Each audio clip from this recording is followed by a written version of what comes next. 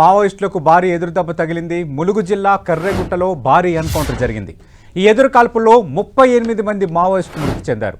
మావోయిస్టులు జవాన్ల మధ్య భీకర కాల్పులు కొనసాగుతున్నాయి. మృతుల సంఖ్య మరింత పెరిగే అవకాశం కనిపిస్తోంది.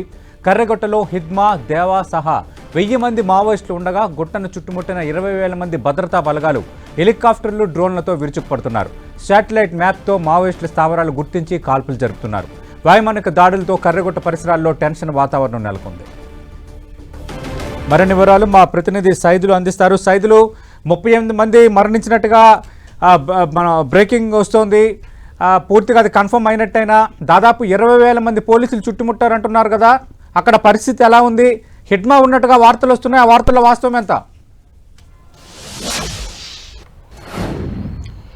అది తెలంగాణ ఛత్తీస్గఢ్ సరిహద్దు ప్రాంతం కర్రెగుట్ట. ములుగు జిల్లా వెంకటాపురంలో ఉన్నటువంటి కర్రెగుట్ట ఛత్తీస్గఢ్లో అబూజ్మేడ్ పైన నిత్యం దాడులు, ఎన్కౌంటర్లు కొనసాగుతున్న పరంపరలో మావోయిస్టులు తలదాచుకునేందుకు దాదాపు 1000 మంది పైగా కూడా కర్రెగుట్టకి చేరుకున్నారు. కర్రెగుట్టకు చేరుకున్న విషయాన్ని, అంటే మావోయిస్టులకు సంబంధించినటువంటి వారి అందరికీ కూడా ఆహారాలు తీసుకుపోతున్న ఓ ట్రాక్టర్ని వెళ్తుండగా విషయం తెలుసుకున్నటువంటి ఇంటెలిజెన్సీ వర్గాలు పూర్తి స్థాయిలో కూడా మావోయిస్టులు సేఫ్ జోన్గా కర్రెగుట్టలో ఉన్నారని, దాంతోపాటు మావోయిస్టుల్లో కీలకమైన నాయకుడు PLGA కమాండర్గా ఉన్న హిడ్మా, దేవా ఇద్దరు కూడా వారి సారథ్యంలో 2 ప్లాటూన్లకు సంబంధించినటువంటి వారంతా కూడా అక్కడ ఉన్నారు అన్న పక్కా సమాచారంతో దాదాపు 20,000 మంది కేంద్ర బలగాలు, DRGF, STF సంబంధించినటువంటి CRPF తో మొత్తం బలగాలన్నీ కూడా అక్కడ చేరుకున్నాయి. 8 వైమానిక దళాలతో పాటు 100 డ్రోన్ కెమెరాలతో మావోయిస్టులు ఉన్నటువంటి స్థావరాలను కూడా పెద్ద ఎత్తున చూస్తున్న పరిస్థితి ఉంది. అక్కడ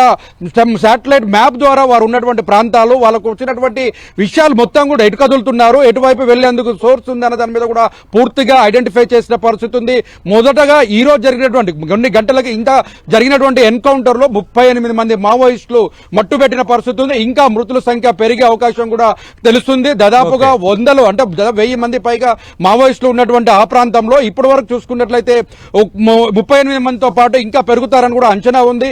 ఇప్పటికే IEDPలో జవానికి అయితే గాయాలైనటువంటి జవాన్ని ఆసుపత్రికి తరలించారు. మొత్తంగా హిడ్మా, దేవా ఇద్దరు కూడా అక్కడ ఉన్నారు. వారి ఆధ్వర్యంలోనే ఉన్నటువంటి కమిటీకి సంబంధించినటువంటి 1000 మంది ఉన్నారనే దాని మీదనే ఇంటెలిజెన్సీ వర్గాలు చెప్తున్నాయి. ఇక్కడ లోకల్ గా తెలంగాణ పోలీసులకు ఎటువంటి సమాచారం కూడా లేనటువంటి పరిస్థితి. అక్కడ ఏం జరుగుతుంది ఏంటి అనే దాని మీద కూడా పూర్తి స్థాయిలో కూడా బయటికి రహస్యంగా ఉంచుతున్న పరిస్థితి ఉంది. ఎంతమంది ఉన్నారనే దాని మీద కూడా ఎన్కౌంటర్ మృతి చెందినటువంటి వారు కావచ్చు, ఆ ప్రాంతాల్లో పూర్తిగా ఆంక్షలు అయితే విధించారు. ఎందుకంటే అక్కడ ఉన్నటువంటి గిరిజనులు కనీసం ఇంటి నుంచి బయటికి రాకుండా ఉండేందుకు ఆంక్షలు విధించారు. కనీసం కూలి పనికి వెళ్లాల్సినటువంటి కూలీలు ఉపాధి హామీ పనికి కూడా వెళ్లకుండా ఇంటి దగ్గరే ఉంటున్న పరిస్థితి ఉంది.